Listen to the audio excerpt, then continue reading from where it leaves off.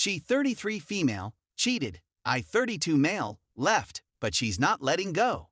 Basically, like the title says, but first, let me explain the situation a little more. Okay. Vanessa, my ex-girlfriend, and I have been together for the last 5 years. While attending a conference for one of our shared hobbies, we struck up a casual conversation on the activity itself, with no specific aims in mind. We started dating when she revealed that she liked me as more than simply a friend, and the feeling was mutual on both sides. My response was simple. I didn't say anything since I didn't want to end the connection, and I didn't believe she would be interested in me. We had been dating for almost 2 years before deciding to move in together. Our families got along well, our friends got along well, and we all developed a large mixed social circle as a result of this. That astonished me since we came from such disparate socioeconomic backgrounds, with me having grown up in impoverished/middle class circumstances and Vanessa and her friends and family having grown up in affluent circumstances. Everything had been going well for her for the previous 3 years until she decided to cheat on her husband. Vanessa cheated on me with some random guy, and I have no idea why she did it, nor do I want to find out why she did it. I found out about a month ago when I borrowed her phone to call a friend since mine was broken at the time. I was shocked. When I unlocked her phone, the first thing I saw was a message from a guy who had loved that bouncing on him the day before. That was the first thing I noticed when I opened her phone. I'll save you the emotional torture that I went through. And I'll admit, I just put the phone down and informed her I was going without explaining why. And I could see she was bewildered by my quick departure, which I understood. I just did not want to do something that I would later come to regret, especially because I have had anger issues in the past, which I have mostly resolved. She most likely discovered that I had seen the message, but since my phone was still in the flat, she had no way to get in touch with me.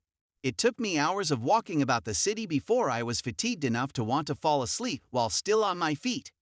In the evening, I went over to a friend's home and slept with them all night before returning to our apartment the following morning and working things out with Vanessa. This was the end of my connection with her since I told her I wouldn't be in a relationship with a cheater. I didn't care about how it happened or who the other person was. All I wanted was to go away from it all and forget about it. No, she wasn't trying to win my approval. She was sobbing hysterically, blaming her own actions, punching herself in the head because she was, quote, a silly cheating C*NT, begging me not to go, and promising to do anything she could to make things right. Because of the whole incident, I felt even more uncomfortable with her, and when our neighbors came out to see what was going on, there was quite a commotion in front of our apartment building.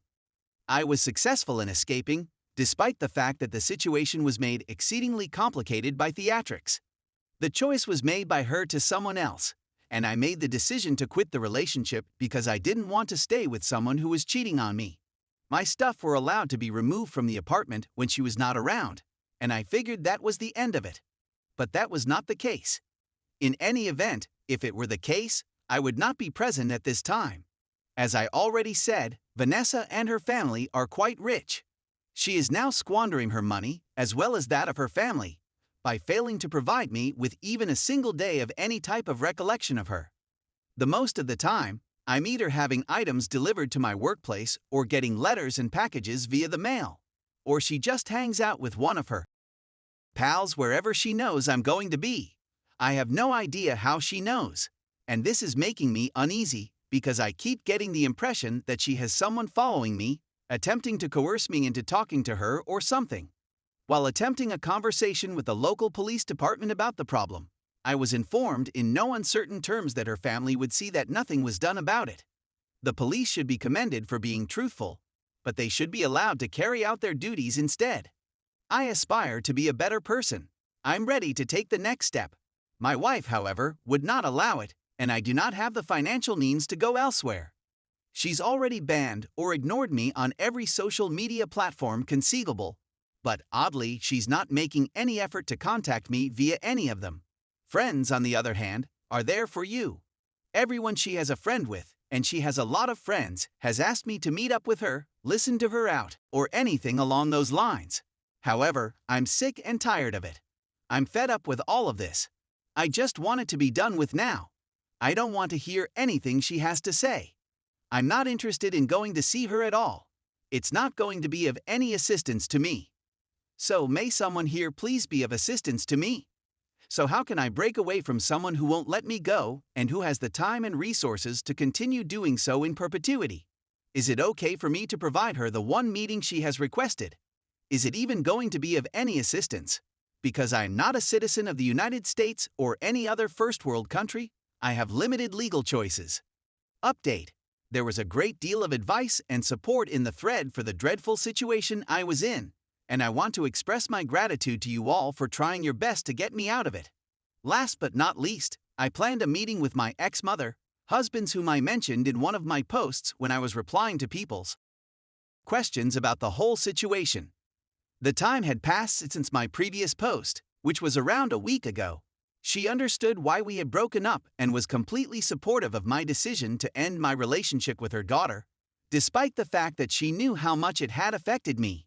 It meant a great deal to me, and I'm not sure I appreciated how kind her mother was to me until we were together again. I told her everything that had transpired since the breakup. She just knew that the ex was seeking to get back together with me, but she was unaware of her showing up at every place I went out, her friends badgering me, or the letters and gifts that were frequently arriving in the mail for me. The fact that she was so supportive of me at the time made me want to weep. At one point, she even held me and kissed the top of my child's head, as if I were a little child again, made me want to cry. I felt embarrassed and grateful at the same time. I just needed some space and time to heal from this ordeal, and I think she understood what I was trying to do. Overall, she assured me that once we got everything out in the open, she would get her daughter back in line, leave me alone, and stop pestering me. We spoke a little more after that, but eventually parted ways. The ex's pestering persisted for a day or two before ceasing totally. There were no messages, phone calls, or surprising visits where I was hanging out. So far, she hasn't responded after 3 weeks. It's been wonderful. It's as if a tremendous weight has been lifted off my shoulders. It's easier to breathe, and I'm not even glancing at the door of anywhere I'm hanging out to see if it's the ex or one of her pals. My buddies were the ones who brought it up to me since I hadn't noticed it myself. So sure, it's 1,000 times better than it was before. I called my ex's mother one more time and thanked her for whatever she'd done for her daughter, and she said it was the least she could do. Near the conclusion of the discussion, she added that it would probably be best if we didn't talk again, since it would allow me to properly recover from everything. But she was sorry it had come to this, and that her and her husband wouldn't see me coming over for Christmas. We said our goodbyes, and that was the end of it. So that's it, the harassment is over, I'm feeling terrific, and things are looking up in my life. Thank you all again for attempting to get me out of the quagmire in which I found myself.